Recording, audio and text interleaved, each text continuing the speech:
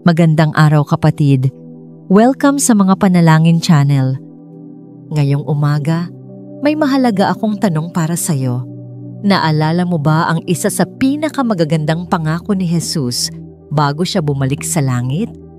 Sabi niya sa Juan 14 verse 16, "At ako'y dadalangin sa Ama, at kayo'y bibigyan niya ng ibang tagapagtanggol upang makapiling ninyo magpakailanman." Ang tinutukoy niya ay ang banal na Espiritu, ang ating kaagapay, kaibigan at gabay sa araw-araw.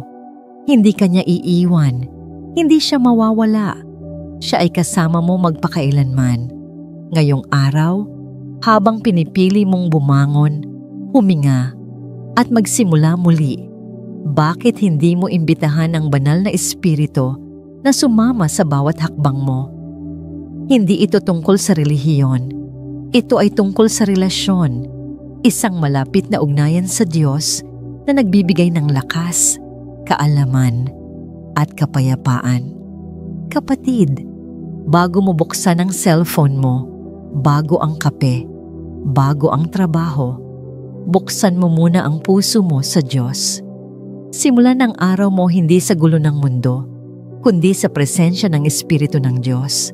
At pag ginawa mo to, makikita mong iba ang daloy ng buong araw mo. Paano ka ba gumigising tuwing umaga, kapatid? Baka tulad ng karamihan sa atin, pilit ka pang pinipindot ang snooze button ng alarm, umaasang makasingit pa ng 5 minutong tulog. O baka naman diretso ka na sa kusina para magkape o sa harap ng TV para silipin ang balita. Marahil hawak mo agad ang cellphone mo, chine-check kung may bagong messages, notifications o update sa social media. Wala namang masama sa rutina na yan. Lahat tayo dumadaan dyan. Pero ang tanong, sa gitna ng abalang simula ng araw mo, naaalala mo bang imbitahan ang banal na Espiritu na samahan ka? Minsan kasi, sobrang kabisihan natin. Hindi natin namamalayang lumilipas ang mga oras na hindi man lang natin nabanggit ang pangalan ng Diyos. Pero isipin mo to, paano kung bago ang lahat? Bago ang kape, bago ang cellphone, bago ang takbo ng araw, ang una mong ginawa ay ang paglapit sa Diyos. Ang pagsasabi ng, "Holy Spirit, samahan mo ako ngayon." Napakasimpleng panalangin, pero sobrang makapangyarihan. Kasi kapag sinimulan mo ang araw kasama ang Diyos, nagbabago ang takbo ng buong maghapon mo. Sino nga ba ang banal na Espiritu? Marami sa atin ang iniisip na siya ay parang hangin lang o isang hindi nakikitang power mula sa langit. Pero ang totoo, ang banal na Espiritu ay Diyos mismo. Buhay, personal, at makapangyarihan. Isa siya sa 3 persona ng banal na Trinidad. Ang Diyos Ama, ang anak na si Jesus, at ang banal na Espiritu. At ang napakagandang balita, ibinigay siya sa atin ni Jesus bilang regalo. Hindi siya malayo, hindi siya tahimik, hindi mo kailangang maging banal para siya ay maranasan. Kahit ngayon, sa simpleng panalangin, maaari mo siyang maranasan. Siya ang iyong gabay kapag naguguluhan ka, tagapagtanggol kapag ikaw ay mahina, kaibigan kapag pakiramdam mo'y mag-isa, at tagapagturo na nagpapakita ng katotohanan mula sa Diyos. Sa bawat desisyon, nandyan siya. Sa bawat pagsubok, kasama mo siya.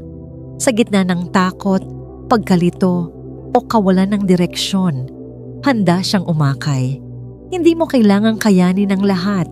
Hindi mo kailangang harapin ang araw ng mag-isa. Dahil ang banal na Espiritu ay nariyan, handa kang alalayan, palakasin, at ituwid.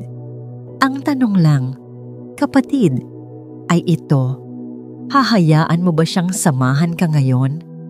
Bubuksan mo ba ang puso mo para maranasan ang kanyang presensya? Kung oo ang sagot mo, ang araw mo ngayon ay maaaring magbago. Hindi dahil sa'yo, kundi dahil sa Kanya. Tingnan natin ang buhay ni Philip sa Gawa 8 verse 29-30. Sinabi ng banal na espiritu sa kanya, "Lumapit ka sa karwaheng iyon." At sumunod si Philip.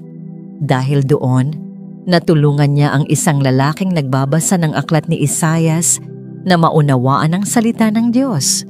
Simple lang ang ginawa niya, sumunod sa tinig ng espiritu.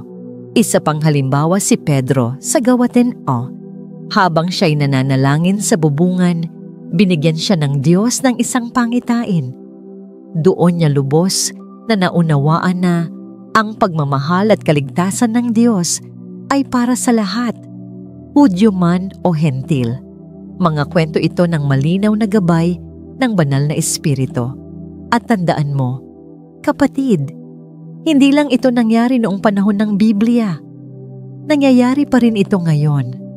Ang Espiritu Santo ay patuloy na gumagabay, nagsasalita, at kumikilos sa buhay ng bawat nananampalataya. Kabilang ka doon. Kapatid, hindi mo kailangang maging eksperto sa panalangin. Hindi mo kailangang kabisado lahat ng Bible verses o marunong magsalita ng magagandang salita. Sapat na ang isang tapat na panalangin.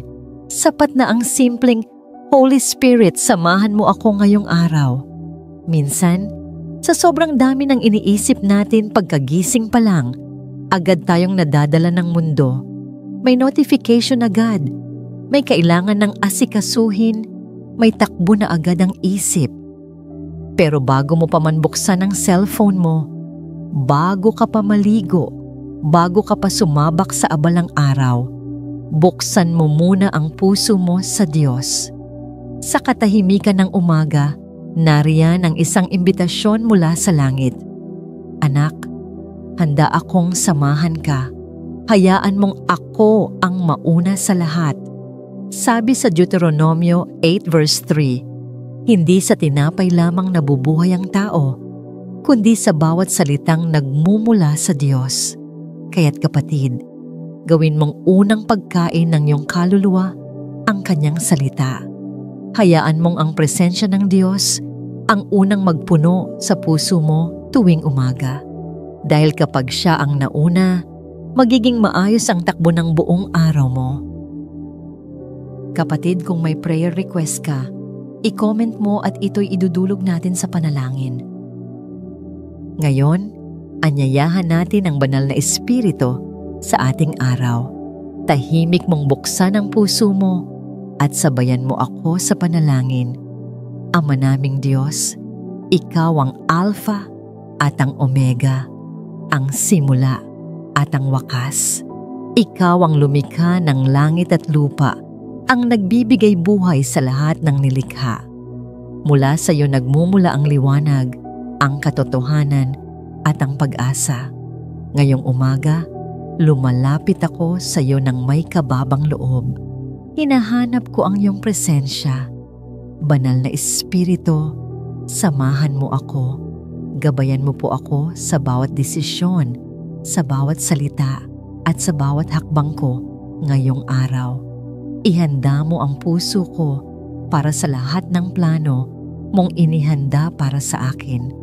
Turuan mo akong piliin ang tama kahit mahirap. Bigyan mo ako ng lakas kapag ako ay pagod at pag-asa kapag ako ay nawawalan ng gana. Tulungan mo akong magmahal, magpatawad at magpakumbaba tulad ni Jesus. Punuin mo ang aking isip ng kapayapaan at ang puso ko ng kagalakan.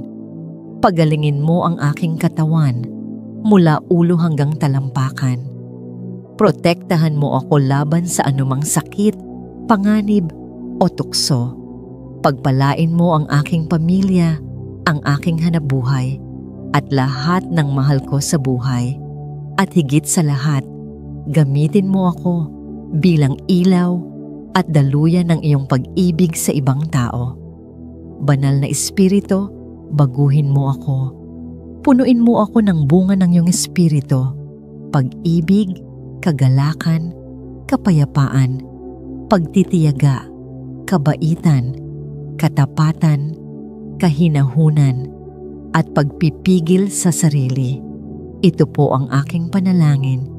Sa pangalan ni Jesus, Amen. Kapatid, kung sumabay ka sa panalangin, pinupuri ko ang Diyos para sa iyo. Tandaan mo, hindi ka nag-iisa. May Diyos na kasama mo, gumagabay, nagpapalakas, at nagsasabing, "Anak, ako ang lakas mo." Kung ikaw ay na-bless sa mensaheng ito, i-type mo ang salitang Amen sa comment section bilang tanda ng iyong pananampalataya. At huwag mong kalimutang i-like ang video, i-share sa kaibigan o kapamilya, at mag-subscribe sa channel na ito para sa mas marami pang prayer videos na magpapalakas sa iyo araw-araw. Kung meron kang prayer request, i-comment mo lang sa ibaba. Huwag kang mahihiya.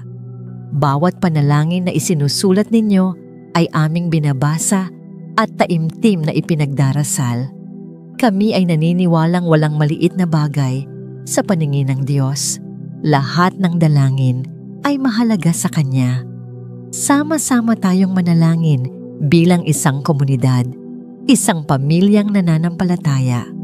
Naway ang biyaya at kapayapaan ng ating Panginoong Hesukristo, ang pag-ibig ng Diyos Ama, at ang pakikipag-isa ng banal na Espiritu ay sumainyo lahat. To God be all the glory. You are blessed to be a blessing.